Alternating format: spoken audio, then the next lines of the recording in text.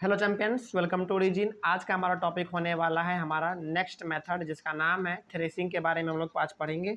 और ये थ्रेसिंग हमारा एक सेपरेशन करने का ही एक अलग मेथड है, यानी कि दो अलग अलग चीज़ों को अलग करने का हमारा एक मेथड है। इसको हम लोग जानेंगे। और ये थ्रेसिंग वर्ड आपने बहुत हद तक सुना भी होगा, है ना। यदि आपने नहीं भी सुना है तो यहाँ पे हम लोग इसको डीप स्टडी करेंगे और जान लेंगे कि आखिर ये हमारा थ्रेसिंग होता क्या है और इसको हम लोग किस प्रकार से अपने दो अलग अलग चीज़ों को अलग करने में इस्तेमाल कर सकते हैं। ठीक है, चलिए। तो पहला यहाँ पे है डेफिनेशन ऑफ थ्रेसिंग। क्या हो सकता है थ्रेसिंग का डेफिनेशन, समझते हैं इस चीज़ को। The process of separating grains from the stocks and loosening the chaff from the grains is called threshing. चलिए, ये तो हो गया हमारा इंग्लिश डेफिनेशन। अब इसका हम लोग मतलब समझते हैं और इसको हम लोग अपने प्रैक्टिकल लाइफ से जोड़ के देखते हैं कि आखिर इसका हम लोग इस्तेमाल कैसे करते हैं, अपने घरेलू यूज में हम लोग कैसे इसका करते हैं ना। चलिए देखते हैं। सबसे पहले आप ये मान लीजिए कि आप खेत गए और खेत से आपने क्या किया, धान का जो पेड़ था ना उसको आपने काट के घर लेते आया।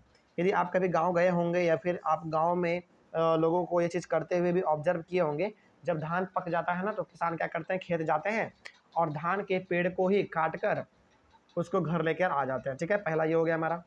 तो वो जो धान के पेड़ को काट कर लेकर आए हैं, तो वो सबसे पहले क्या करेंगे, धान के पेड़ में से धान को अलग करेंगे। पहली बात तो वो ये करेंगे, है ना। दूसरी बात वो ये करेंगे कि जब वो धान के पेड़ में से धान को अलग उन्होंने कर दिया, उसके बाद ये करेंगे कि धान में से जो हमारा धान निकला है उसके अंदर हमारा क्या है, चावल है, और उसके ऊपर हमारा क्या है, एक भूसा है।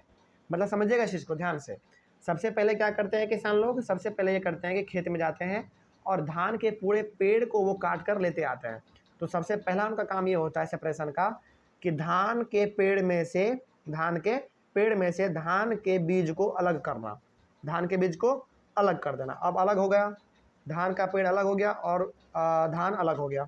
अब क्या करेंगे, वो जो हमारा धान है ना, और वो जो धान है, धान के अंदर हमारा क्या है, चावल है जो कि वाइट कलर का है। और धान के ऊपर जो हमारा होता है ना, जो कि हम लोग मेनली धान कहते हैं, उस पे होता है हमारा भूसा।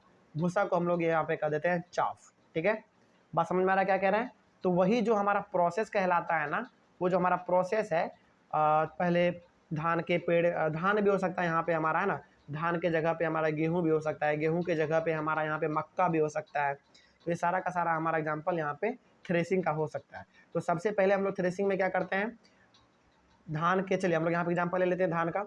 तो धान आप कोई भी चीज़ एग्जाम्पल ले सकते हैं, धान का, मक्का का, या फिर गेहूं का, किसी, या फिर सरसों का, आप किसी का भी एग्जाम्पल ले सकते हैं। चलिए हम लोग यहाँ पे एग्जाम्पल ले लेते हैं धान का। तो हम लोग क्या करते हैं यहाँ पे, सबसे पहले इस प्रोसेस में धान के पेड़ को काट कर लाते हैं, धान के पेड़ को अलग करते हैं और धान को अलग करते हैं। ठीक है, उसके बाद फिर धान जो हमारा है ना, धान के ऊपर जो हमारा होता है, जो कि हम लोग धान देखते हैं, उसके ऊपर हमारा एक होता है भूसा। भूसा को हम लोग अलग करते हैं और हम लोग चावल को अलग करते हैं। हमको मतलब किससे, हमको मतलब है चावल से।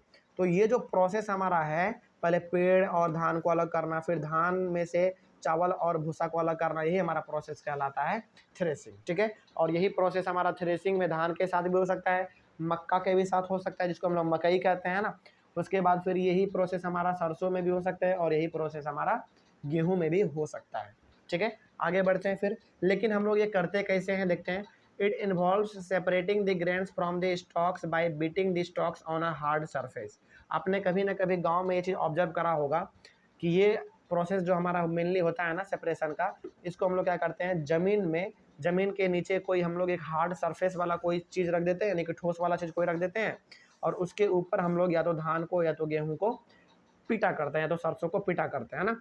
तो इससे हमारा क्या होता है, धान भी अलग हो जाता है, प्लस धान के अंदर जो हमारा भूसा है और जो हमारा धान है वो भी हमारा अलग हो जाता है। ये हम लोग करते हैं। लेकिन अब जो है ना, ये पीटने वाला सिस्टम हमारा ख़त्म हो चुका है बहुत हद तक। अब यहाँ पे हमारा जो है ना, एक मशीन आ चुका है, थ्रेसर, जिसको हम लोग अपने प्रैक्टिकल लाइफ में क्या कहते हैं, थ्रेसर कहते हैं। ठीक है, उसके बाद sometimes threshing is done with the help of bullocks, यानी कि पहले ना, बहुत पहले, अब तो समय बदल गया, तो अब हम लोग यहाँ पे मेनली इस्तेमाल कर लेते हैं मशीन का। उस समय पे ब्लॉक्स का भी उसमें इस्तेमाल किया जाता था, यानी कि बैलगाड़ी का भी उस समय पे इस्तेमाल किया जाता था, अलग चीज़ों को यानी कि चीज़ों को अलग करने के लिए, सेपरेशन करने के लिए। ठीक है, आज क्या है, machines are also use to thresh large quantities of grains. लेकिन आज के दौर में ये जो हमारा पीटने वाला सिस्टम है, जो हमारा बैलगाड़ी वाला जो सिस्टम है, बुलक्स वाला, हालांकि ये बुलॉक्स का मतलब हमारा यहाँ पे मेनली बैलगाड़ी नहीं है, बुलॉक्स का मतलब यहाँ पे आप समझ सकते हैं बैल, है ना। तो ये हमारा हो गया। तो इस प्रकार के सिस्टम को भी हम लोग उस समय पे यूज किया करते थे, लेकिन आज के दौर में हमारे पास मशीन है।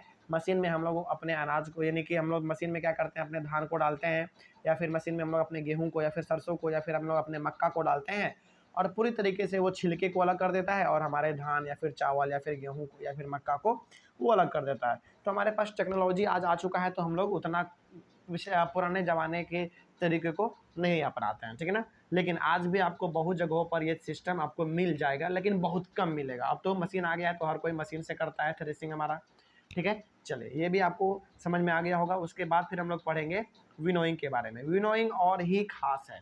विनोइंग इसलिए खास है ना, क्योंकि ये आपने अधिकतर अपने गाँव में देखा होगा। देखते हैं विनोइंग, हम लोग विनोइंग देखेंगे आखिर विनोइंग में हमारा क्या है, ये हमारा नेक्स्ट टॉपिक में हम लोग डिस्कस करेंगे। आई होप आपको यहाँ तक समझ में आ गया होगा। Thank you very much and have a nice day.